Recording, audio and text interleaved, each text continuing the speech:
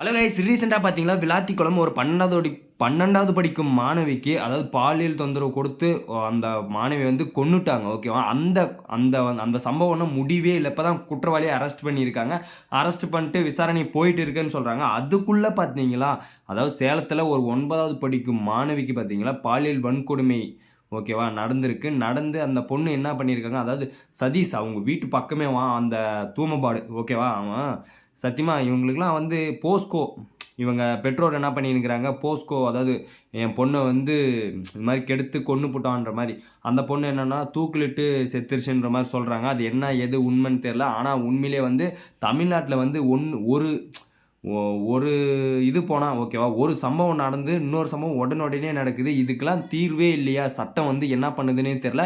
கிட்டத்தட்ட வீட்ல யாரும் இல்லாதபோது அந்த பொண்ணுகிட்ட தப்பா நடந்து, அந்த பொண்ணு யார்கிட்டயும் சொல்ல முடியாம தூக்கிலிட்டு தற்கொலை செஞ்சுக்கிச்சு. அது உண்மையா பொய்யான்னு தெரியல. ஒவ்வொரு நியூஸ் சேனலும் ஒவ்வொரு மாதிரி போடுறாங்க. அப்புறமேட்டுக்கு இந்த பெற்றோர் என்ன பண்ணியிருக்காங்க, என் பொண்ண வந்து கொன்னுட்டான்ற மாரி சொல்லியிருக்காங்க. சதீஷ் என்ற 32 வயது வாலிபர் இளைஞர். அவனுக்கு எவ்வளோ கொழுப்பா இருக்கும். இப்ப வந்து போஸ்கோ ஓகேவா? கைது கைது பண்ணிட்டு போஸ்கோ சட்டம் ஓகேவா? அதுல வந்து தலைவன வந்து விசாரிக்கிறாங்க. என்னத்த போய் விசாரிக்கிறது? இவங்களால நடு ரோட்ல வச்சு அந்த இதுல அ சவுதியோ என்னமோ தான். சவுதியோ, குவைத்தோ நடு ரோட்ல வச்சு தலைய வெட்டுவாங்கல்ல, அந்த மாரி வெட்டி விட்டுருணுங்க. உண்மையிலே பாவம். ஏன்னா, அந்த அந்த பொண்ணோட பேரண்ட்ஸ் சும்மா பாவம் ஆஸ்பத்திரில கதறி அழுறாங்க. என்னடா என்னடா இப்பதான் ஒண்ணு நடந்துச்சு. இன்னொன்னு தமிழ்நாட்டுல என்ன நடக்குதுன்னே தெரியல. கிட்டத்தட்ட பாலியல்னே போயிட்டு இருக்கு. திமுக ஆட்சியில இந்த மாரி நெறைய நடந்துட்டே இருக்கு. சட்ட ஒழுங்கு சரியில்லையா?